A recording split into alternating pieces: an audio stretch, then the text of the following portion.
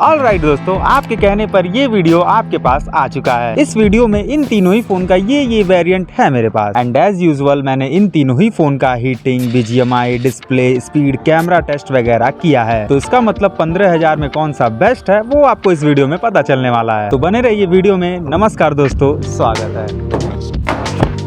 तीनों में type C cable, pin, paper, flexible transparent case, front में प्री इंस्टॉल्ड एक पॉलिथीन गार्ड भी है। सब कुछ सेम है, बस अंतर चार्जर के वॉटेज में है, वो भी 1 वाट का। कुछ ज्यादा नहीं हो गया? बॉक्स कंटेंट सबका सेम ही है, तो इसीलिए सबको सेम पॉइंट्स मिलेंगे। अब फोन पर चलते हैं।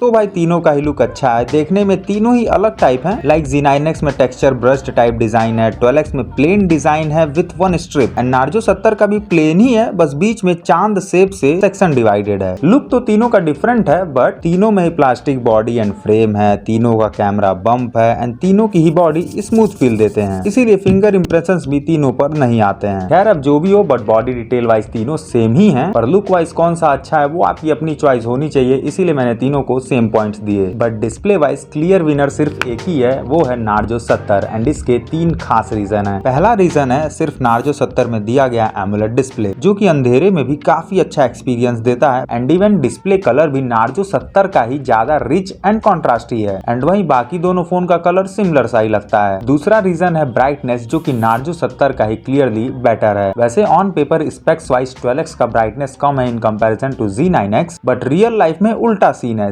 Z9X सबसे कम ब्राइटनेस देता है। अब ऐसा क्यों है वो मुझे नहीं पता भाई, बट हाँ ये है कि तीनों का ब्राइटनेस मोर देन सफिशिएंट है सनलाइट में भी। खैर वैसे तीसरा रीजन है सिर्फ नार्जो 70 में दिया गया HDR सपोर्ट। वैसे देखें तो तीनों में फुल HD+ डिस्प्ले है, बट फिर भी 12X में YouTube पर 2160p सपोर्टेड नहीं है, वहीं Z9X में सपोर्टेड तो है बट उसमें HDR नहीं है। एंड वहीं ऑफलाइन वीडियोस भी मैंने चेक किया तो 2K रिजोल्यूशन तक तीनों ही फोन वीडियोस रन कर लेते हैं, बट सिर्फ 12X में ही 4K रिजोल्यूशन वाली वीडियोस नहीं चल पाती हैं। एंड वहीं तीनों में 120 हर्ट्ज रिफ्रेश रेट तो है, बट सिर्फ 12X में ही मैक्सिमम जगह 120 हर्ट्ज रिफ्रेश रेट नहीं मिलता है। तो भाई अभी तक मैंने जितना कुछ बोला उसके अकॉर्डिंग ये डिस्प्ले वाइज पॉइंट्स निकल कर आते हैं, एंड इसमें देखें तो ओवरऑल बेस्ट नार्जो 70 ही निकल कर आता है। अब इन हैंड एक्सपीरियंस की बात कर लेते हैं। तो भाई on paper display size Narzo 70 का छोटा है, एंड वेट भी उसी का सबसे कम है, बट रियल लाइफ में कोई डिफरेंस नहीं पता चलता इन तीनों में, क्योंकि दोस्तों तीनों ही फोन हैंडी नहीं है, एक हाथ से यूज कर पाना काफी मुश्किल है। वैसे इन तीनों में से मोटाई किसकी कम है भाई, एक ट्रिक से फाइंड करके देखते हैं। दो फोन के ऊपर पेंसिल को ऐसे रखिए, वो भी दोस्तों दोनों साइड से,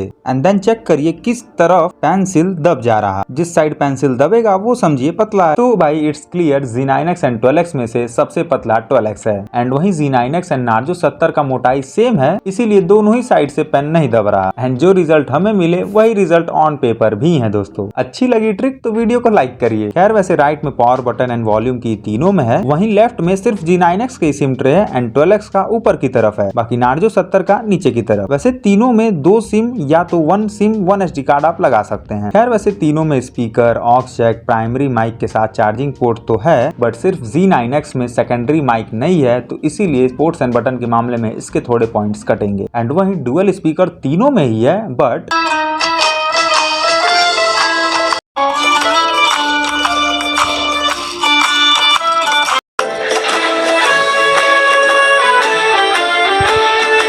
लाउडनेस में तीनों के कोई खासा अंतर नहीं है, बट फिर भी कहने के लिए 12X ही सबसे लाउडेस्ट है एंड सबसे लोएस्ट नार्जो 70। लेकिन दोस्तों साउंड क्वालिटी या कहें साउंड सराउंडिंग सबसे अच्छा नार्जो 70 का ही है, तो इसीलिए नार्जो 70 एंड 12X को सेम पॉइंट्स दिया मैंने। अब परफॉर्मेंस पर चलते हैं। तो भाई जैसा कि आप सभी लोग जानते हैं कि जितना प्रोसेसर का ट्रांजिस्टर साइज छोटा होगा उतना ही बेटर परफॉर्मेंस वो देगा। तो यहाँ पर देखें तो सबसे छोटा फैब्रिकेशन Z9X का ही है, एंड शायद इसी वजह से एंटूटू स्कोर के साथ में रीड एंड राइट स्पीड भी सिर्फ Z9X का ही बेस्ट मिला, एंड सबसे कम 12X का। एंड ऐसे ही रिजल्ट स्पीड टेस्ट में भी मिले। देखिए पहले मैंने ऐप ओपनिंग टेस्ट किया, पहले तीनों में YouTube खोला तो सेम स्पीड था, बट जब फिल्मोरा ओपन किया, क्रोम ओपन किया तो Z9X फास्ट था। एंड वहीं जब मैंने एट लास्ट BGMI ओपन किया, एक बार नहीं 2-3 बार, तो हर बार दोस्तों Z9X फास्ट था। बट जब इंस्टॉलिंग टेस्ट किया तो Z9X एंड नार्जो 70 दोनों का ही सेम स्पीड था, बस 12X ही थोड़ा पीछे था। एंड वहीं 1.5 GB का फाइल जब मैंने मैंने कट करके दूसरे फोल्डर में पेस्ट किया तो सिमिलर ही टाइप स्पीड हर बार मिला तीनों से। तो भाई ओवरऑल स्पीड का यही किस्सा था कि Z9X कभी फास्ट मिलता है तो कभी नार्जो 70, पर दोस्तों 12X हर बार स्लो था। खैर वैसे दोस्तों स्पीड टेस्ट के साथ में मैंने बैकग्राउंड हैंडलिंग को भी चेक किया तो 6 एप्स तीनों ही फोन काफी आराम से हैंडल कर लेते हैं, नो प्रॉब्लम। बाकी मैंने 1.5 घंटा BGMI भी एक्सपीरियंस किया, उसकी बात करें तो पहले सेटिंग की ओर देखें तो भाई उसमें नार्जो 70 ही बेटर था क्योंकि उसी में सिर्फ 60 FPS तक गेमिंग हो पाती है, वहीं बाकी दोनों में स्मूथ पर 40 FPS एंड नार्जो 70 के 60 FPS के सपोर्ट की वजह से नार्जो 70 में सबसे स्मूथ एक्सपीरियंस मिल रहा था। वहीं Z9X भी 15,000 के बजट में best 40 FPS game play experience देता है। थोड़ा हॉट ड्रॉप वगैरह कंडीशन में लैग्स मिल जाते हैं बट नॉर्मली सब ठीक ही है भाई उसमें। एंड वहीं 12X को भी अच्छा ही कहेंगे क्योंकि दोस्तों 12X का एक्सपीरियंस एकदम Z9X जैसा ही मिलता है। एंटी थ्रॉटल वगैरह में Z9X एंड 12X में काफी अंतर है बट BGMI एक्सपीरियंस में बराबर ही मानिए। खैर वैसे तीनों के मैक्स सेटिंग को भी मैंने ट्राई किया, तीनों ही फ्लक्चुएट करते हैं क्योंकि थोड़ा FPS कम हो जाता है, बट वही है ना कि नार्जो 70 HD पर भी 40 FPS तक सेटिंग देता है तो थोड़ा स्मूथ एक्सपीरियंस मिलता है। खैर वैसे हीटिंग का क्या सीन है वो जानने के लिए सबसे पहले मैं थ्रॉटल टेस्ट किया, तो यहाँ आप देखें तो best zip and CPU throttle भी सबसे अच्छा Z9X का था, बट क्या रियल लाइफ में भी सेम ही रिजल्ट है वही जानने के लिए सबसे पहले मैं धूप में गया। तो भाई थर्मामीटर के अकॉर्डिंग 36, गूगल चाचा के अकॉर्डिंग 37 एंड यहाँ कोई हवा नहीं चल रही तो मुझे दोस्तों 45 डिग्री तक फील हो रहा है। ऐसी गर्मी में ऐसे कुछ रिजल्ट्स मिले। वैसे दोस्तों इतनी तेज गर्मी है कि पहली बार कोई फोन 50 डिग्री टच कर लिया है। वैसे पूरा फोन 50 डिग्री नहीं टच हुआ है, कैमरे का कुछ सेक्शन ही हुआ है, पूरा ही 50 डिग्री होगा तो आपका हाथ जल जाएगा। वैसे दोस्तों 45-50 डिग्री के मैक्स टेम्परेचर पर भी तीनों ही फोन में जब मैंने वीडियो रिकॉर्ड किया तो तीनों ही के वीडियो में कोई लैग या जिटर देखने को नहीं मिला। That's impressive. इतनी धूप में आप लोगों के लिए ही आया हूँ, थोड़ा एफर्ट मैं लगा रहा हूँ, थोड़ा एफर्ट आप भी लगाइए, सब्सक्राइब करिए जिससे आगे यही काम करने में मोटिवेशन मिले। खैर वैसे गर्मी कुछ ज्यादा ही है एंड जाहिर सी बात है इतनी गर्मी में तीनों ही डिवाइस मैक्स टेम्परेचर रीच कर लेंगे एंड तीनों ही मैक्स टेम्परेचर रीच किए तो इसीलिए पता ही नहीं चला कि हीट राइज किसमें जल्दी और ज्यादा हो रहा है। तो उसी चीज को पता लगाने के लिए मैंने सेम रिकॉर्डिंग वाला टेस्ट इंडोर में किया एंड इंडोर में मुझे ऐसे कुछ रिजल्ट्स मिले एंड यहाँ पता चला कि Z9X ही हीट ज्यादा करता है। एंड इवन 30 मिनट के BGMI टेस्ट के दौरान जो रिजल्ट्स मिले उसमें भी आप देखें तो Z9X ही तीनों में से सबसे ज्यादा हीट हुआ।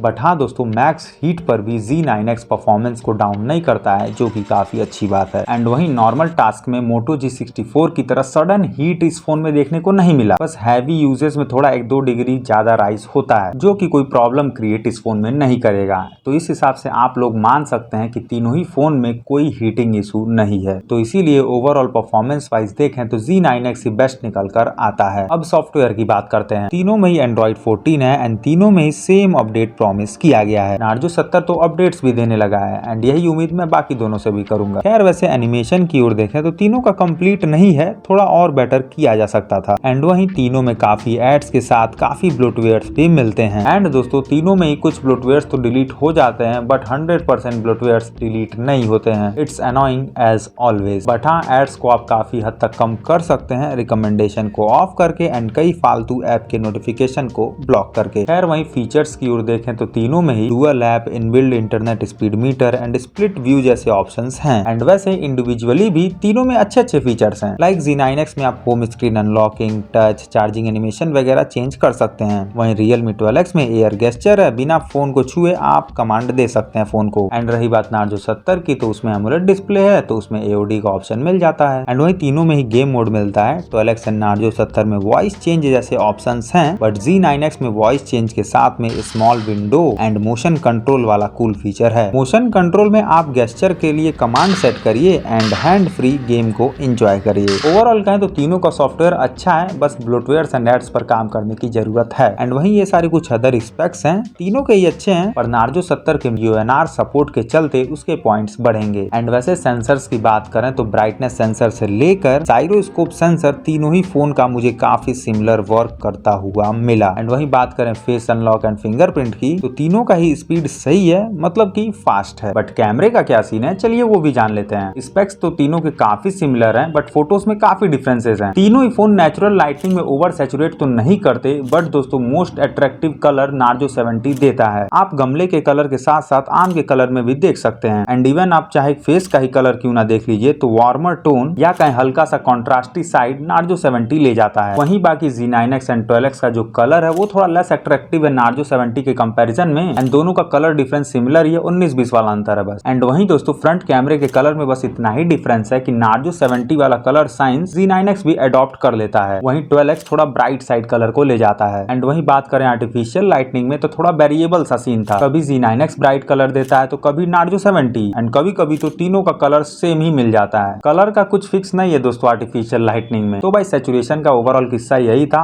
अब आप पर डिपेंड करता है कि आपको किसका कलर साइंस अच्छा लगता है, इसीलिए पॉइंट्स मैंने सेम दिए हैं तीनों को। बट दोस्तों लो लाइट कंडीशन में या कहीं शाम के टाइम वाले शॉट्स का पॉइंट नार्जो 70 ले गया, क्योंकि क्लियरली दोस्तों डिटेल के साथ में कलर को काफी ब्राइट रखता है नार्जो 70, जो कि आप क्लियरली देख सकते हैं। खैर वैसे अब डिटेल्स की बात करते हैं। पहले आप रिजोल्यूशन देखिए तो 1x एंड 50 मेगापिक्सल दोनों में थोड़े कम रिजोल्यूशन में शॉट्स को Z9X ही लेता है, पता नहीं क्यों। एंड 1x शॉट्स के डिटेल में ये डिफरेंस दिखता भी है, पर ये है कि कोई बड़ा डिफरेंस नहीं है, लेकिन 50 मेगापिक्सल के शॉट में क्लियरली डिफरेंस दिख जाता है। जूम करने पर चाहे आप वोल्टॉस में देखिए, चाहे आप ITI में देखिए या कूलर में देखिए, तो हर जगह 50 मेगापिक्सल लेस इफेक्टिव है Z9X का, तो इसीलिए इसके पॉइंट्स कटेंगे। बट डायनेमिक रेंज के मामले में सिर्फ इसी के पॉइंट्स बढ़ेंगे। यहाँ देखिए फोकस करके फोटो लेने पर भी डार्क के साथ ब्राइट में भी डिटेल Z9X दिया, एंड सेम यही चीज यहाँ पर भी है, ITI क्लियर Z9X में दिख रहा है। एंड यहाँ डार्क स्पॉट लीफ में नहीं है बिकॉज डिटेल Z9X दे रहा वहाँ भी। एंड इवन फ्रंट कैमरे के शॉट्स में देखिए क्लाउड वगैरह को क्लियरली ऑप्टिमाइज करके Z9X बेहतर डिटेल्स दे रहा है, डार्क ब्राइट दोनों पार्ट में। बट दोस्तों वीडियोग्राफी में डायनेमिक रेंज 12x का ज्यादा इफेक्टिव निकल कर आता है। देख सकते हैं ब्राइट के साथ में डार्क में भी डिटेल वही अच्छा दे रहा था, किसी भी वीडियो सैंपल में आप देख सकते हैं भाई। वैसे वीडियोग्राफी के कलर में एक बड़ा डिफरेंस है, पहले बताना भूल गया, सॉरी। नार्जो 70 दोस्तों कुछ ज्यादा ही कलर को बूस्ट करता है बाकियों के कंपैरिजन में। फोटोज में दोस्तों नॉर्मल था, बट वीडियो में वार्मर टोन या कहीं बूस्टेड कलर ज्यादा मिलता है। नेचर के साथ साथ आप फेस के कलर में भी देख सकते हैं सेम किस्सा है। इस टाइम पर डायरेक्ट सनलाइट मेरे फेस पर पड़ रही है तो देख सकते हैं कलर थोड़ा बूस्टेड नार्जो 70 दे रहा है। एंड इवन दोस्तों 4K सपोर्ट सिर्फ नार्जो 70 में मिलता है, जो कि अच्छी बात है, डिटेल्स अच्छी मिल जाती हैं। बट सैचुरेशन में दोस्तों 50% और इजाफा हो जाता है in comparison to 1080p video. आप देख सकते हैं हाथ पीले होने के समय हाथ लाल कर रहा है नार्जो 70 कुछ भी।